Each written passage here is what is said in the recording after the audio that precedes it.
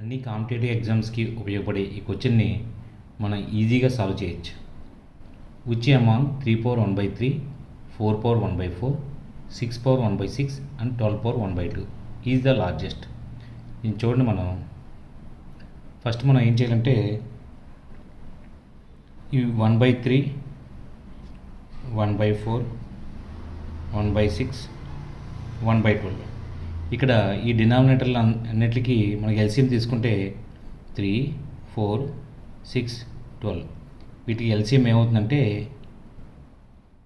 వీటి ఎల్సిఎం తీసుకుంటే ఎల్సిఎం వచ్చి మనకి 12 అవుతుంది. అంటే ఇప్పుడు ఇచ్చిన దానికి మనం 3/1/3ని 12తో మల్టిప్లికేషన్ చేయాలి.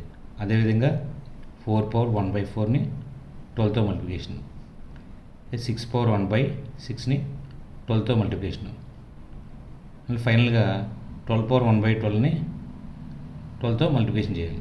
అలా చేయడం వల్ల మనకి ఈ 3 4 టైమ్స్ పోతుంది. అదేవిధంగా ఈ 4 3 టైమ్స్ పోతుంది. అదేవిధంగా 6 2 టైమ్స్ పోతుంది. ఫైనల్గా 12 క్యాన్సిల్ అయిపోతుంది. ఫైనల్గా మనకి 3/4, 4³ 6² 12 వస్తుంది.